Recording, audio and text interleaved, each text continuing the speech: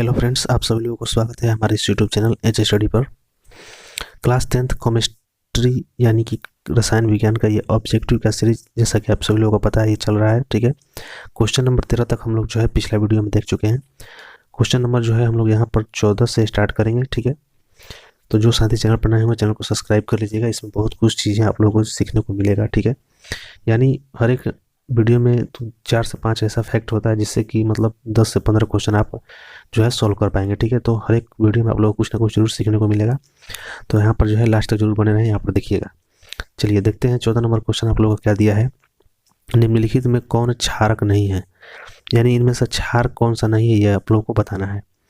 देखते हैं KOH, NaCl, AlOH3 और ये ZNO। ठीक है, तो यहाँ पर देखिए ऑप्शन नंबर यहाँ पर जो होगा बी करेक्ट होगा। NaCl क्या है, तो NaCl ये किसको बोलते हैं, तो नमक को बोलते हैं। सभी लोग जानते होंगे नमक का जो है रासायनिक ये सूत्र का नाम है NaCl। तो नमक एक तरह से क्या है, लवण है। ठीक है, और यहाँ पर पूछ रहा है कौन सा क्षारक नहीं है। ठीक है, तो मान लीजिए क्षारक नहीं मतलब ये लवण है, इसका मतलब ये क्षारक नहीं है, तो यहाँ पर ऐसे भी हम लोग जो है ऑप्शन नंबर बी को करेक्ट कर देंगे। ठीक है, अगर पूछता कौन लवण है तो यहाँ पर NaCl भी मार सकते हैं। ठीक है, यानी NaCl किसको बोलते हैं, याद रखिएगा नमक को बोलते हैं। ऐसा भी आ सकता है एग्जाम में कि नमक का रासायनिक सूत्र क्या होता है, तो NaCl आप लोग जो है करेक्ट वहाँ पर करेंगे। अगला क्वेश्चन हम लोग देखते हैं, निम्नलिखित क्षारकों में कौन प्रबल क्षारक है, मतलब कौन सा क्षार इसमें से ज़्यादा शक्तिशाली है बताना है। NaH4OH, NaOH, MgOH2 और CuOH2। ठीक है, तो यहाँ पर देखते हैं, यहाँ पर जो होगा आप लोग का राइट आंसर जो होगा ऑप्शन नंबर बी NaOH। ठीक है, इसको हम लोग बोलते हैं सोडियम हाइड्रोक्साइड। ठीक है, क्या इसको बोलते हैं, सोडियम हाइड्रोक्साइड ऑक्साइड या फिर कास्टिक सोडा। ठीक है, क्या उसको बोलते हैं, कास्टिक सोडा, इसका रासायनिक नाम है। ठीक है, तो ये जो होता है कास्टिक सोडा NaOH, ये जो है क्या होता है, प्रबल क्षारक होता है।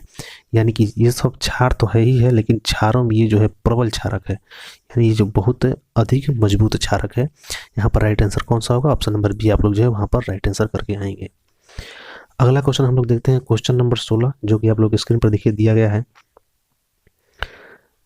चलिए देखिए 16 नंबर, लिटमस विलयन जो बैगनी रंग का रंजक होता है वह किसका बना होता है।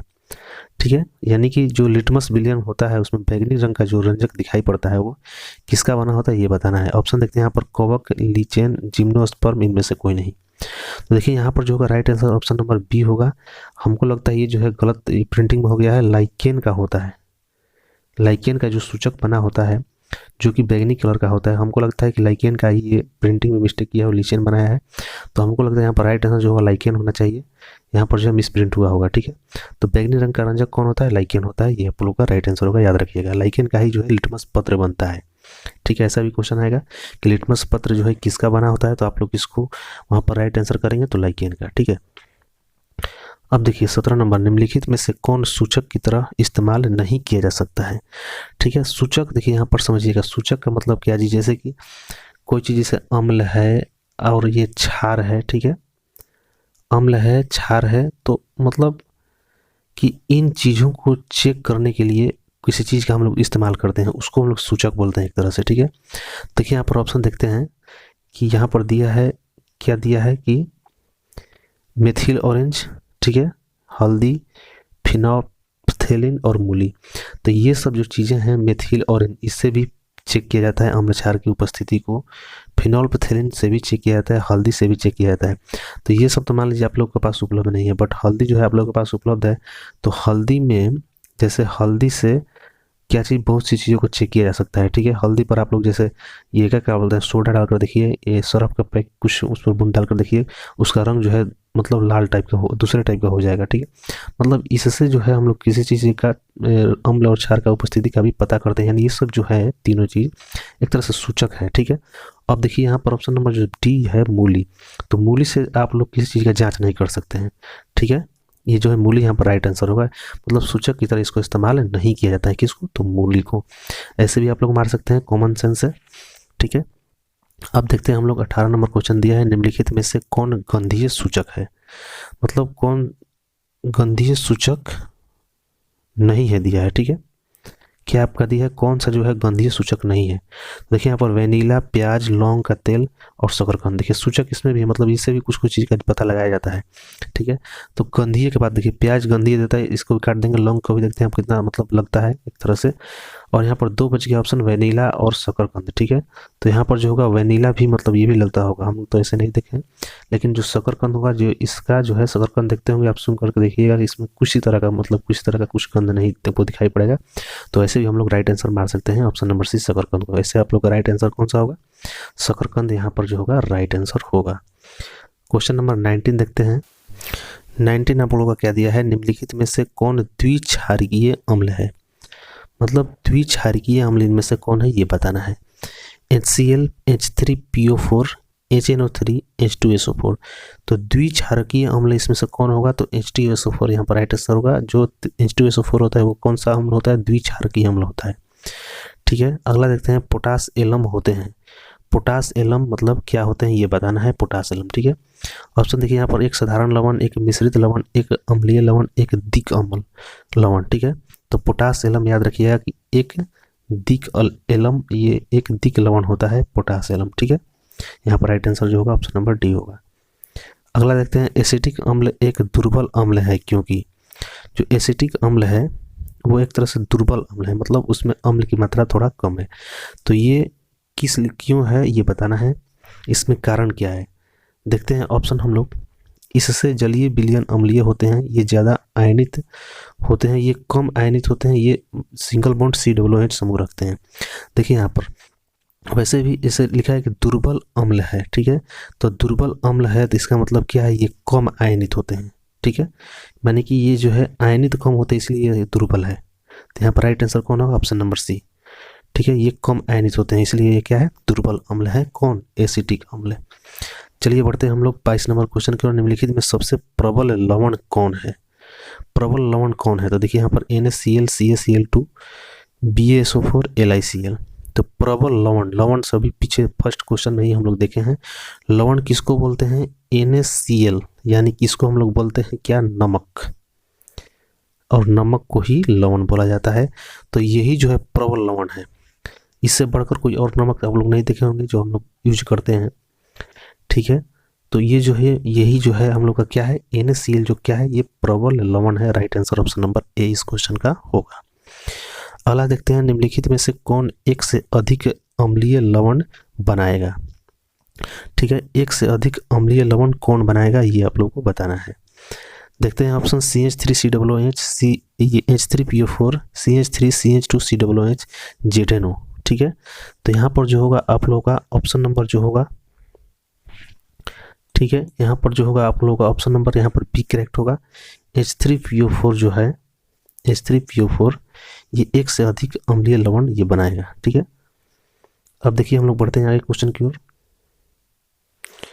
दिया है आपका, 1 विलयन किसी नीले लिटमस को लाल रंग में परिणत कर देता है तो संभवतः विलयन का pH मान क्या होगा, ठीक है। तो हम बताए हैं कि ABR, ठीक है। ए से हो गया एसिड यानी कि अम्ल, या फिर ए से अम्ल याद रखिएगा, ठीक है। बी से हो गया ब्लू यानी कि नीला, और आर से हो गया लाल, यानी कि अम्ल क्या करता है, नीले लिटमस पत्र को लाल कर देता है। तो यहाँ पर देखते हैं क्या क्वेश्चन में दिया है, नीले लिटमस पत्र को लाल कर देता है, इसका मतलब क्या है, वो तो अम्ल है, क्या है, तो अम्ल है। तो उसका pH मान क्या होगा, तो अम्ल का pH मान सभी लोग जानते होंगे क्या होता है, 7 से जो इस साइड रहता है, 6 हो गया, 5 हो गया, 4 हो गया, 3 हो गया, 2 हो गया, 1 हो गया, ये सब क्या है, तो अम्ल है। तो देखिए 7 से कम इसमें से ऑप्शन में कौन है, 8 है तो नहीं, 10 भी नहीं है, 12 भी नहीं है, 6 यहाँ पर राइट आंसर होगा। कौन सा आंसर यहाँ पर राइट होगा, 7 से कम कौन है, तो 6। तो यहाँ पर जो होगा हम लोग का 6 जो होगा राइट आंसर होगा, ठीक है। इस तरह का बहुत सारे क्वेश्चन मिलेगा, ये एक तरह से क्वेश्चन आप लोगों के लिए इंपॉर्टेंट है, मतलब यही नहीं आएगा लेकिन कुछ अलग टाइप का ऑप्शन में आप लोगों का 5 भी देख सकता है, तो 5 हम लोग राइट आंसर मानेंगे।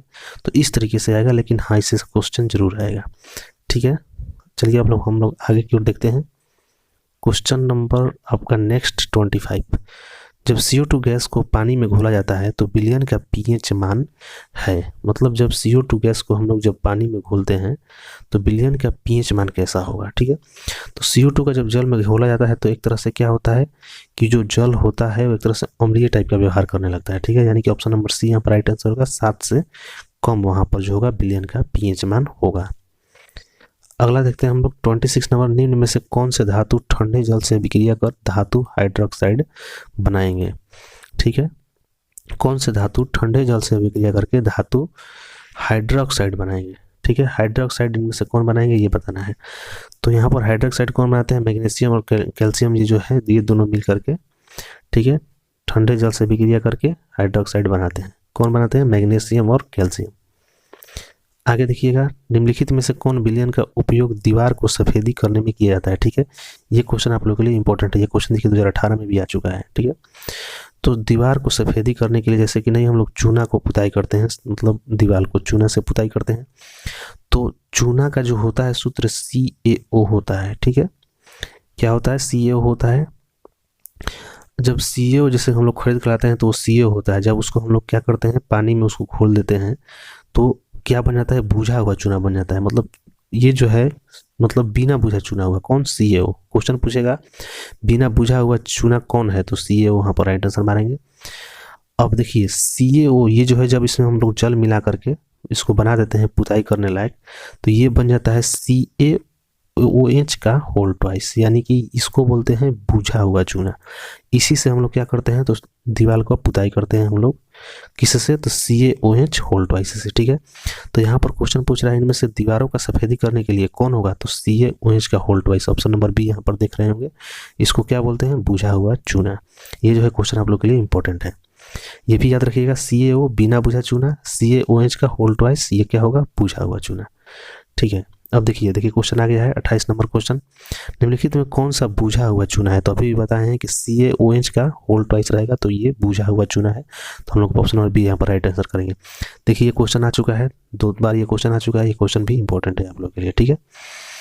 आगे बढ़ते हैं, लवण Na2CO3 का जलीय विलयन का pH मान है, ठीक है।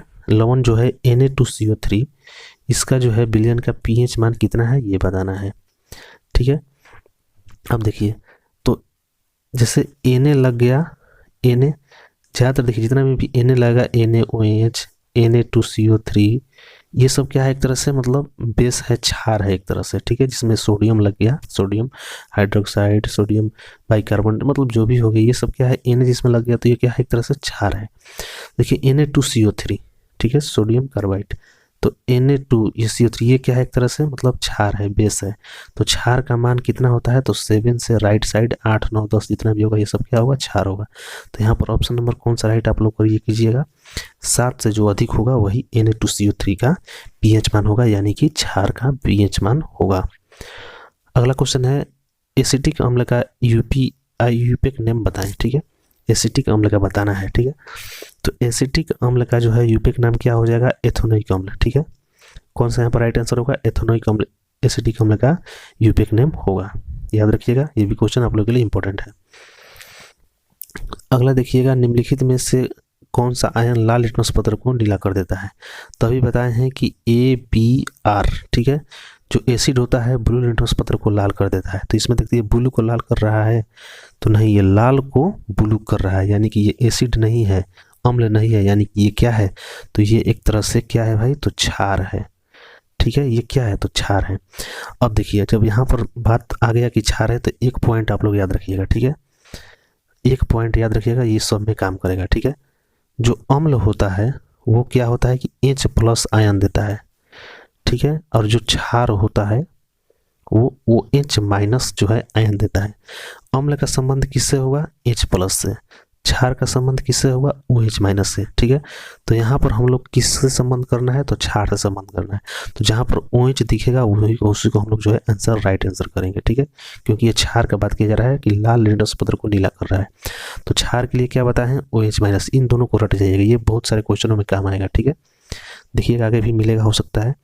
तो यहाँ पर जो होगा हम लोग OH- राइट आंसर होगा, देखिए माइनस दिया भी है, OH- यहाँ पर जो होगा हम लोग का राइट आंसर होगा, ठीक है। ये जो है पॉइंट अभी बताए हैं बहुत इंपॉर्टेंट है। बहुत सारे क्वेश्चन को ये सॉल्व करने में मदद करेगा। ठीक है, देखिए कोई विलयन नीले लिटमस पत्र को लाल कर देता है तो इसका संभवतः मान होगा। तो ABR यानी कि नीले को लाल कर रहा है यानी एसिड यानी कि अम्ल, तो अम्ल का जो है मान क्या होगा 7 से कम, यानी कि राइट आंसर ऑप्शन नंबर ए। ठीक है, 5 यहाँ पर राइट आंसर होगा। अगला देखिएगा 33 नंबर क्वेश्चन क्या बोल रहा है, ऑक्जेलिक अम्ल का प्राकृतिक स्रोत निम्नलिखित में से कौन है। ठीक है, तो सभी लोग याद रखिएगा, मतलब देखिए याद भी होगा बहुत सारे लोगों को, अम्ल याद कर रख लीजिए, इससे क्वेश्चन फिक्स है इस डेट के एग्जाम में। मतलब जरिए किस में अम्ल से मतलब हर एक एग्जाम में जितना भी अभी तक मैट्रिक एग्जाम हुआ है, जितना भी किस में कौन सा अम्ल पाया जाता है, इससे एक क्वेश्चन या 1 से 2 क्वेश्चन जो है फिक्स रहता है हर एक एग्जाम में। ठीक है, तो यहाँ पर जो है पूछ रहा है ऑक्जेलिक अम्ल का नाम। देखिए संतरा में याद रखिएगा कौन सा अम्ल पाया जाता है, तो सिट्रिक एसिड। संतरा हो गया, नींबू हो गया, कौन सा अम्ल पाया जाता है, सिट्रिक एसिड। सिरका में कौन सा अम्ल पाया जाता है, तो एसिटिक अम्ल। कौन सा अम्ल पाया जाता है, एसिटिक अम्ल। इमली में कौन सा पाया जाता है, तो टार्टरिक अम्ल। ठीक है, इमली में कौन सा पाया जाता है, तो टार्टरिक अम्ल। और ये जो टमाटर में कौन सा अम्ल पाया जाता है, टमाटर में कौन सा अम्ल पाया जाता है, तो ऑक्जेलिक अम्ल। याद रखिएगा, यहाँ पर इसी का क्वेश्चन को पूछ रहा है, तो राइट आंसर कौन होगा, option number B is the right answer. अगला देखिएगा, एक छात्र जांच प्रणाली में लिए गए सोडियम बाइकार्बोनेट के विलयन में सार्वभौम सूचक की कुछ बूंद मिलाता है तो निम्नलिखित में से कौन सा रंग दिखेगा। ठीक है, मतलब जांच की प्रणाली में सोडियम बाइकार्बोनेट के विलयन में सूचक की कुछ बूंदें मिलाता है, तो वो पूछ रहा है कि कौन सा रंग उसमें जो है दिखाई देगा। ठीक है, तो यहाँ पर जो होगा right answer option number A, नीला रंग दिखाई देगा। ठीक है, इसको ध्यान में रखिएगा। चलिए बढ़ते हैं हम लोग 35 नंबर क्वेश्चन की ओर। देखिए 35 नंबर आप लोगों का दिया है, एक जांच प्रणाली में लिए गए विलयन के एक लोह की कील को डुबाया जाता है। आधे घंटे के बाद यह देखा गया कि विलयन का रंग परिवर्तित हो चुका है। उस जांच प्रणाली में क्या था। ठीक है, उस जांच प्रणाली में जो लोहे का कील डाला था उसमें किस चीज़ का विलयन था ये बताना है। ठीक है, देखिए यहाँ पर हम ज़्यादा वक्त नहीं गैर करते हुए यहाँ पर ऑप्शन नंबर बी देखिएगा, CuSO4 कॉपर सल्फेट। जो कॉपर सल्फेट का इसमें जो विलयन होगा, ठीक है, इसी में लोहे का जो कील डाल रहा है तो उसका जो क्या हो जा रहा है, विलयन का जो है रंग परिवर्तित हो जा रहा है। ठीक है, तो CuSO4 में जब लोहे का कील डालते हैं तो विलयन का रंग जो है परिवर्तित हो जाता है, यही सिर्फ याद रखिएगा। यहाँ पर ऑप्शन नंबर बी राइट होगा। अब देखिए 36 नंबर, ये क्वेश्चन आप लोगों के लिए वेरी इंपॉर्टेंट है, ये क्वेश्चन फिक्स नहीं किया जाएगा एग्जाम में। ठीक है, प्लास्टर ऑफ पेरिस का रासायनिक सूत्र क्या है। ठीक है, इसका साधारण से एक अच्छा सा ट्रिक भी है जिससे आप लोग ये कभी नहीं भूलिएगा। देखिए ऑप्शन की बात करते हैं, CaSO4 × 2H2O, CaSO4 × ½ H2O, Na2CO3 10H2O, इनमें से कोई नहीं। तो भाई प्लास्टर ऑफ पेरिस का उपयोग कहाँ होता है, सभी लोग जानते होंगे कि टूटे हुए क्या चीज़, टूटे हुए हड्डियाँ, जो हड्डी टूट जाता है किसी का देखते होंगे तो प्लास्टर होता है, तो जिसमें प्लास्टर होता है देखते हैं व्हाइट कलर का, उसमें जो है लेप लगा दिया जाता है। पैर टूट गया फिर हाथ टूट गया तो वो जो लेप लगाया जाता है व्हाइट कलर का, वही होता है प्लास्टर ऑफ पेरिस। ठीक है, किस चीज़ में इसका उपयोग होता है ये भी क्वेश्चन पूछेगा आप लोगों का, टूटा हुआ हड्डियाँ में। ठीक है, मूर्ति बनाने में, देखिए अच्छा जो मूर्ति बनाता है, जो मतलब ज़्यादा रेट का अच्छी क्वालिटी का होता है, प्लास्टर ऑफ पेरिस से बनाता है, वो जल्दी टूटता नहीं है। ठीक है, मूर्ति बनाने में, खिलौने का सामान बनाने में, देखिए उससे खिलौने का सामान भी अच्छा बन जाता है। इसका उपयोग है प्लास्टर ऑफ पेरिस का, लेकिन ज़्यादातर उपयोग किसमें है, टूटी हुई हड्डियाँ को जोड़ने में। ठीक है, तो प्लास्टर ऑफ पेरिस टूटी हुई हड्डियाँ, देखिए यहाँ पर CaSO4 ½ H2O, लग रहा है ना कि टूटा हुआ है एक तरह से, देखिए सब सीधा है, तो ये इसका राइट आंसर होगा कौन सा, CaSO4 × ½ H2O, यानी हाफ हो गया है, टूट गया है, लंगड़ा हो गया है एक तरह से, याद रखिएगा। CaSO4 × ½ H2O यहाँ पर राइट आंसर होगा, प्लास्टर ऑफ पेरिस का रासायनिक सूत्र है। ये क्वेश्चन आप लोग एग्जाम में देखने को जरूर मिलेगा। चलिए देखते हैं हम लोग क्वेश्चन नंबर 37। लिटमस विलयन जब न तो अम्लीय होता है न ही क्षारीय होता है तो यह किस रंग का होता है। जो लिटमस पत्र होता है किस चीज़ का होता है, हम लोग बताए हैं लाइकेन का होता है। ठीक है, तो जब न ही अम्लीय रहेगा उस पर और न ही क्षारीय रहेगा तो कौन सी रंग को प्रदर्शित करेगा ये बताना है। ठीक है, तो लाल, नीला, बैगनी, काला, तो लिटमस पत्र ही होता है बैगनी रंग का, तो जो उस पर कुछ सूचक बताइए नहीं करेगा, तो ऑप्शन नंबर यहाँ पर सी राइट होगा। कौन सा रंग का वो होगा, तो बैगनी रंग का। अगला क्वेश्चन देखिएगा, कुछ ऐसे पदार्थ होते हैं जिनकी गंध अम्लीय या क्षारकीय माध्यम में बदल जाती है, उन्हें क्या कहा जाता है।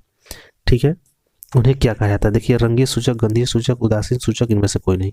तो यहाँ पर जो होगा जिसका मतलब क्षारकीय माध्यम में रंग गंध उसका जो है बदल जाता है, ये जो है गंधीय सूचक को बोला जाता है। किसको बोला जाता है, गंधीय सूचक को। अगला क्वेश्चन देखिएगा, सभी धातु कार्बोनेट एवं हाइड्रोजन कार्बोनेट अम्ल के साथ अभिक्रिया करके बनाते हैं, क्या बनाते हैं ये बताना है। तो संगत लवण, कार्बन डाइऑक्साइड, जल और इनमें से सभी, ठीक है। तो सभी धातु कार्बोनेट हाइड्रोजन कार्बोनेट अम्ल के साथ जब अभिक्रिया करते हैं तो सभी चीज़ बनाते हैं। संगत लवण भी बनाएंगे, कार्बन डाइऑक्साइड भी बनाएंगे और जल भी बनाएंगे, यानी कि यहाँ पर जो होगा इनमें से सभी राइट आंसर होगा। अब देखिए क्वेश्चन नंबर 40, सभी अम्लों में पाया जाता है। तो सभी अम्लों में क्या रहता है, ऑक्सीजन, हाइड्रोजन, कैल्शियम, नाइट्रोजन। तो हम अभी भी बताएं कि अम्ल का जो है संबंध किससे होगा, H+ आयन से, ठीक है। तो H+ यानी कि हाइड्रोजन, ठीक है। अम्ल की बात किया जा रहा है तो हाइड्रोजन यहाँ पर जो है राइट आंसर हम लोग करेंगे। देखिए उसी से ये भी क्वेश्चन जो है क्रैक हो जा रहा है, ठीक है। अब देखिए अगला क्वेश्चन देखते हैं, हाइड्रोजन युक्त सभी यौगिक होते हैं।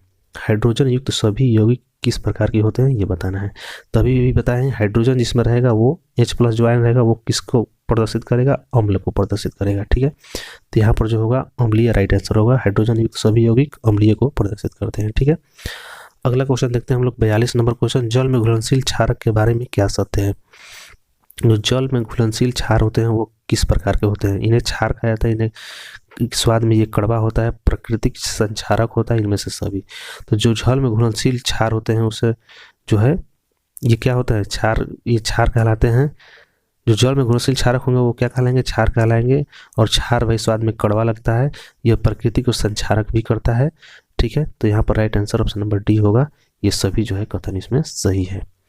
अब देखिए 43 नंबर, पीएच में पी का मान, पी सूचक है, जो पीएच है तो पी को मतलब क्या बोल रहा है कि बोलते हैं, ठीक है। पी को क्या बोलते हैं, पोटेंज, पावर, ये दोनों में से कोई नहीं। तो पी को याद रखिएगा कि पूर्ण सांस यानी कि पोटेंज बोलते हैं। इसमें पीएच जो होता है ना स्केल, तो पी को क्या बोलते हैं, पोटेंज, ठीक है। नाम से ही लग रहा है थोड़ा अलग टाइप का। तो राइट आंसर कौन सा यहाँ पर आप लोग कीजिएगा, पोटेंज उसको बोलते हैं। अगला क्वेश्चन देखते हैं, एसिटिक अम्ल का प्राकृतिक स्रोत निम्नलिखित में से कौन है। तो अभी भी बताए हैं, थोड़ा कुछ देर पहले क्वेश्चन आया था कि टमाटर का मतलब कौन सा अम्ल पाया जाता है। तो हम लोग जानते हैं कि ऑक्जेलिक अम्ल, ठीक है, ऑक्जेलिक अम्ल। देखिए यहाँ पर टमाटर तो भाई नहीं होगा। सिरका में कौन सा अम्ल पाया जाता है, तो एसिटिक अम्ल। तो एसिटिक अम्ल का ही बारे में पूछ रहा है, तो यहाँ पर राइट आंसर कौन हो जाएगा, एसिटिक यानी कि सिरका हो जाएगा राइट आंसर। अब सभी को बताते हैं, देखिए यहाँ पर 17 जो होगा सिट्रिक एसिड, इमली जो होगा टार्टरिक एसिड, टमाटर जो होगा ऑक्जेलिक एसिड, ठीक है। अब देखते हैं हम लोग 45 नंबर दिया है, सिट्रिक अम्ल का प्राकृतिक स्रोत है। तो सिट्रिक अम्ल का भी बताए हैं, संतरा हो या फिर नींबू हो, ठीक है। संतरा और नींबू ये क्या है, ये एक तरह से सिट्रिक एसिड उसमें होता है। तो देखिए यहाँ पर दिया भी है संतरा और नींबू राइट आंसर होगा। किस में होता है, इसमें कौन सा अम्ल होता है, तो सिट्रिक अम्ल होता है। 46 नंबर, टार्टरिक अम्लों को निम्नलिखित में से किस में पाया जाता है, टमाटर में, दही में, इमली में, सिरका में। तो सभी लोग जानते हैं टार्टरिक अम्ल किस में पाया जाता है, तो इमली में पाया जाता है, ठीक है। इमली में कौन सा अम्ल पाया जाता है, तो टार्टरिक अम्ल पाया जाता है।